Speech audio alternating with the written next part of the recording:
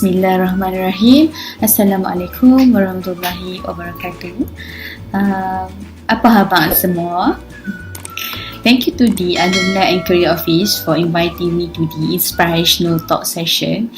Despite of the MCO, of the crisis, Alhamdulillah we can still proceed with the sharing towards this platform. So, hari ni saya akan share berkenaan dengan internship tips ataupun fresh graduate tips. Before moving further, before we start, let me brief about myself first. My name is Amira Husna binti Zulfikri. You guys can call me Amira. I'm graduated back then in 2018 in the Bachelor of Muamalat Administration of Faculty of Economics and Muamalat, University of Islam Malaysia. Right after I complete my bachelor study, I'm pursuing my master study in Islamic Finance, Kewangan Islam,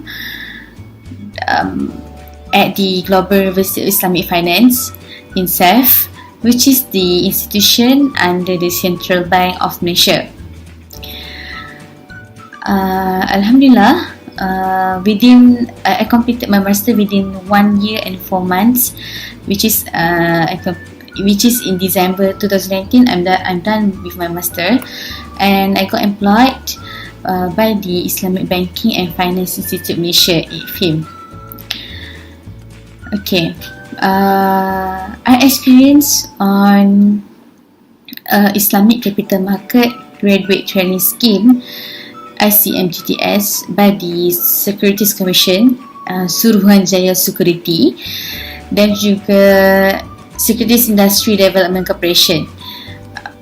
There I got exposure more on the Islamic capital market industry.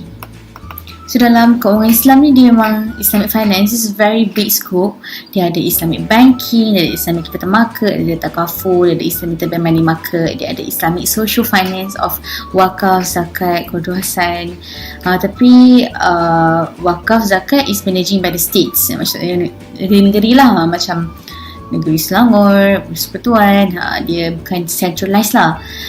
Okay, kalau bank dengan Takaful, yang regulate dia adalah Bank Negara Malaysia. Tapi kalau capital market, pasaran modal, yang regulate ni adalah Suruhanjaya Security, Securities Commission. Okay, let's move on to the first point of internship tips. First point adalah able to learn new things. Kita kena jadi seorang freshie ataupun seorang pekerja yang mampu untuk buat pelbagai task. Maksudnya kita nak belajar benda baru. Kita jangan rasa kita ni kita tahu semua benda, kita nak belajar benda baru. Sebab kalau kita nak belajar benda baru lah, kita mampu untuk menerima segala task yang di-assign kepada kita. Dan kalau kita tak mampu untuk buat task tu, kita cuba untuk tanya staff. Kita tanya staff macam mana nak buat macam mana how to complete that task, then get their guidance lah for you to complete the task. Okay, saya dulu intern di Bank Muamalat Malaysia Berhad, Bank BMMB, dekat Corporate Secretary Department. Saya masa dekat USIM, masa time saya tu ada 4 course, iaitu Muamalat, Accounting, Corporate, Marketing. So alhamdulillah saya dapat ke semua knowledge marketing, accounting, muamalat saya dapat in depth lah, sebab saya memang ambil muamalat. Tapi saya tak dapat satu knowledge je corporate. Saya macam tak ada idea what's corporate doing, apakah corporate buat. Saya tak ada idea what's going on in corporate. Tapi bila saya intern, saya di-assignkan dekat dalam corporate secretary department, di mana di situlah saya belajar tentang corporate. Apa corporate buat? Corporate take off the minutes of the meeting, board members punya meeting, yang jaga corporate secretariat lah. Corporate secretariat ni dia jaga banyak dokumen-dokumen bank, dokumen penting bank lah. Macam SSM, registration, semua kat situ. So it's very good exposure dekat dalam permulaan initial stage of your orang kata apa, job punya journey.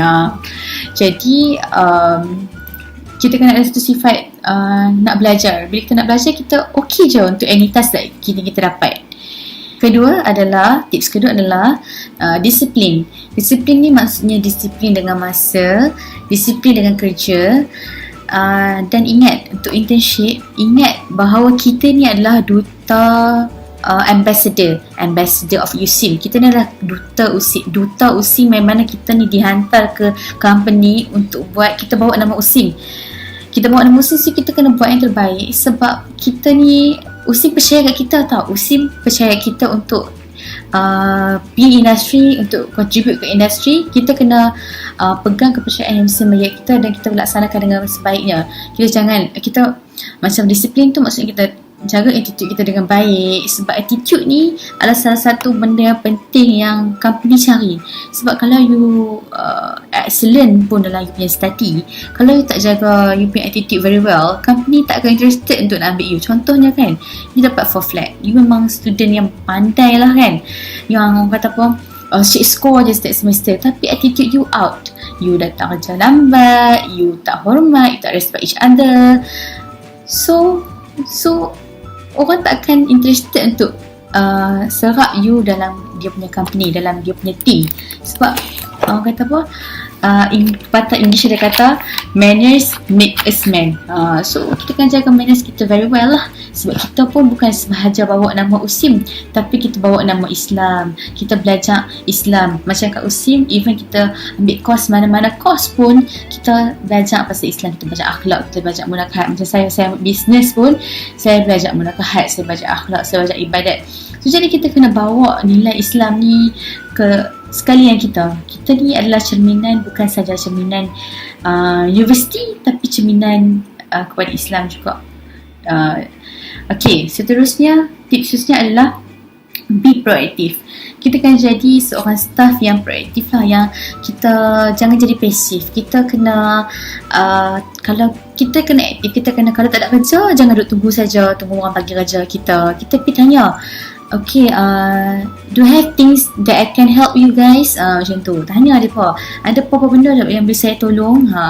Sebab bila kita jadi proaktif, people akan orang kata apa, akan macam bagusnya student ni, bagusnya freshie ni kan, sebab dia tak duduk saja, dia tahu dia ni macam, yalah kita baru masuk dekat syarikat dulu, kita intern, orang bukan nak pergi kerja kita sangat pun kerja yang berat-berat, tapi kita yang kena tanya mereka kerja apa yang mereka nak bagi kita. Jangan dah habis kerja buat tasnya, tak mau buat kerja dah. Okay, kita kena jadi proaktif. Okay, seterusnya adalah confident. Kita kena confident dengan diri sendiri. Confident ni penting. Kalau tak ada confident, kita tak boleh nak present very well. Presentation kita tak boleh nak buat very well, sebab kita tak confident. Kita kena confident in order for us to complete our task very well.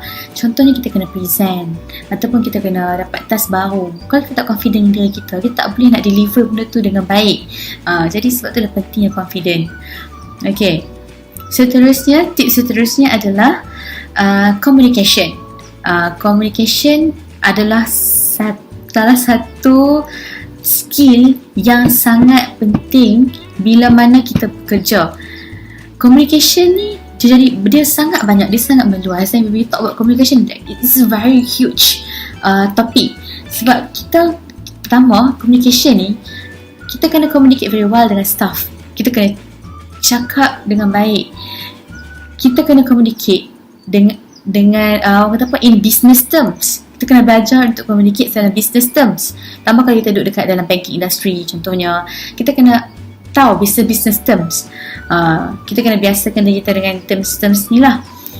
Ketiga adalah communication ni adalah kita able to ask right questions. Able maksudnya kita communicate, itu adalah communication skills, analytical skills antaranya. Okay, in order to come up dengan asking the right questions, kita kena ada analytical skills. Kita kena articulate thoughts kita untuk tanya right questions. Tu salah satu benda yang penting. Sebab kalau kita tanya benda yang tak sepatutnya, benda yang merapu contohnya, dia dah lack of communication skills kat situ. Dan penting juga communication skills ni adalah language proficiency. Maksudnya tahap kita punya orang kata apa, kebolehan kita untuk berkomunikasi dalam bahasa lah. Contoh, tapi yang paling penting bahasa ni dalam industri adalah English sangat penting. Melainkanlah kalau you kerja dekat negara-negara lain, contohnya you kerja dekat Saudi ke, you kerja kat Qatar, ataupun you kerja dekat Dubai, kat sana mungkin you kena enhance you punya Arabic language. Sebab itulah bila kita ni boleh communicate very well, kita boleh cakap dengan baik, orang mendengar kita, orang faham kita cakap, mereka cakap, kita pun faham. Okay, I hope you guys understand in Penang punya lorat. Okay, cakap speak on communication, ada benda nak share sikit. Dulu USIM ada hantar saya untuk transfer credit program to Kazakhstan dekat Sulaiman Demirel University selama 1 semester. So, bila kita kat Kazakhstan ni, Kazakhstan ni dekat selatan Rusia, dekat selatan Russia. Bila dekat Kazakhstan, people dia tak cakap sangat bahasa Inggeris sebab dia pun ni Soviet Union tau. Dia pun tak berapa sangat nak cakap bahasa Inggeris. So bila kita ni yang daripada kita yang ada knowledge on orang kata apa, English dengan Arabic saja, dengan bahasa Melayu, kita nak pergi sana, kita kat sana. So communication is a barrier sebab kita nak cakap, mereka tak faham. Mereka cakap kita tak faham. So dia tak sampai satu point lah, tak sampai meeting point tu lah, dia sampai lah. Jadi sebab itulah pentingnya language. Kat sana dia semua cakap bahasa Rusia. First language is Kazakhstan language, second language is Russian language. So orang yang cakap English ni tak banyak sangat yang capable untuk cakap English, untuk ada ability untuk cakap English very well. So tapi dekat university dia communicate in English lah. Tapi when we go outside, macam kita nak beli barang ke apa ke, dia pun tak berapa kerti sangat cakap bahasa Inggeris. So kat situ mau tak mau kita kena belajar lah bahasa Rusia ataupun bahasa Kazakhstan sebab kita nak kena communicate. Kita nak beli barang, kita kena cakap. Kita kat time basic boleh lah berapa harga kan, kira 1 sampai 10 boleh lah. Tapi bila benda-benda lain kita nak communicate susah sebab kita tak ada skills, kita tak ada language proficiency tu, communication tu. Sebab itulah pentingnya untuk kita master language yang kita contoh kita embark dalam industri ni, kita embark dalam industri finance, kita kena speak, kita kena ada language English proficiency, cakap English dengan baik. Kalau kita duduk dekat dalam bank, contoh kita kerja dekat negara lain, contoh saya kata tadi lah, macam saya cakap tadi, Saudi ke apa, kita kena pandai cakap Arabic. Kalau kita duduk dekat macam sekolah ke apa kan, mungkin tak perlu sangat untuk kita ada language lain. Contoh macam kita bercakap bahasa Melayu pun dah okey, cuma able to choose right word lah. Kita akan cakap dengan pemilihan bahasa yang betul, pemilihan perkataan yang betul. Itu pun penting. Okay, that's about communication. Okay, seterusnya tips terakhir adalah teamwork. Teamwork ni penting. Bila kita bekerja kat dalam syarikat, memang automatically adalah teamwork. Untuk menaikkan sesebuah syarikat, dia tak boleh naik seorang-seorang syarikat tu. Dia mesti ada teamwork. Dia kena ada contoh finance punya department, dia kena ada department HR, dia kena ada department research and development, dia kena ada department marketing dan sebagainya. Jadi ialah semua benda, semua department-department ni lah bekerjasama untuk menaikkan syarikat tu. So nak kata yang pentingnya teamwork ni. So teamwork memang penting. Jangan kita sebenarnya kita ni dah dilatih dalam teamwork sejak universiti lagi, kalau tanpa kita sedar. Contohnya masa kita buat assignment, lecturer assign kita untuk buat teamwork punya assignment dalam team. So sebenarnya time tu lah actually where macam kita dah dilatih untuk work dalam team. Jadi bila kita kerja dalam team ni, kita belajar banyak benda, terutamanya how to manage people. So kita mesti ada team yang kata apa, malas, tak mau buat kerja, nak ambil kerja senang-senang saja. So macam mana kita nak handle team macam tu? Bila kita buat discussion, dia main lambat. So macam mana kita handle orang yang main lambat tu? Macam mana kita handle situasi tu? So benda tu sangat penting. So preparation nak interview, antaranya kena prepare. Contohnya bila prepare macam mana you settle you punya team punya problem. Tu antara benda yang menarik perhatian company untuk tanya, sebab benda tu sangat penting bila kita kerja, macam mana kita handle our team very well. Jadi bila cakap pasal teamwork ni, saya teringat juga dulu masa saya dekat INSEF, saya ada subjek nama dia action based learning. Action based learning ni subjek saya kat Malaysia tak banyak universiti offer subjek ni. Mungkin masa saya time saya tu dalam 2 universiti je offer. Okay, action based ni adalah satu subjek yang kena complete within a semester. Dan projek ni dan subjek ni adalah projek, real projek dengan industri. Industri bagi projek dekat kita kena buat dalam team. We have 4 members in the team, 4 orang. So university assign industry assign bagi projek kat university, dan kita kena complete pada kita lah sebenarnya, bagi through university bagi projek kita, dan kita kena completekan projek tu. Macam saya dapat company nama dia Investment Account Platform, IAP. Ada yang dapat OCBC Al-Amin, ada yang dapat Bank Muamalat Indonesia. So sebenarnya daripada situ, daripada projek tu, kita dapat sangat banyak exposure dan sangat banyak orang kata urusan teams yang perlu dimanagekan. Nak membahagi kerja, meeting, lepas kita projek tu macam perlukan survey, kita turun buat survey pula dekat CEO company. Lepas kita survey, kita kena analyse kita punya survey tu. Lepas kita analyse, kita kena prepare for the presentation. Kena siapkan slides, semua slides, able to choose right word when we present, sebab kita kena present dekat CEO. Dan kita kena bring the recommendation to the industry, yang macam apa projek dia begitu adalah actually problem company tu lah. So kita kena bagi recommendation towards the problem. So from there we learn so many things. So bila lepas present kat CEO macam tertarik, very interested, dan CEO suruh present pula lepas tu dekat board members IAP, which is board members IAP ni adalah 6 CEOs Islamic Bank. Bank Islamic, Bank Islam, Bank Muamalat, banyaklah orang kata apa CEO bank ni kan. Jadi kita kena present dekat CEO pula. That is very young age, dan baru je kita embark dalam journey ni, dah kena present dekat board members. So it's very good exposure lah. Thank you to INSEF for this opportunity. I wish you best of luck in your career journey. InsyaAllah apa kata, kat mana kita ada pun, we just give our level best, dan jadilah staff yang competent. That's all from me. Thank you for this session. I hope you guys benefit from it.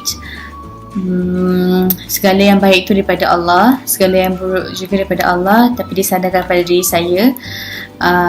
Setakat itu saja perkongsian saya untuk kali ini. Anything that you wanna ask me, you can DM me at my Instagram at Amira Husna 252, or my Facebook. You can reach me there. I also have sharing some of the tips, internship tips, dan juga fresh graduate tips at my highlights. You can drop by. That's all from me. Thank you so much. Thank you so much, Usin. Thank you so much for this opportunity. Assalamualaikum warahmatullahi wabarakatuh.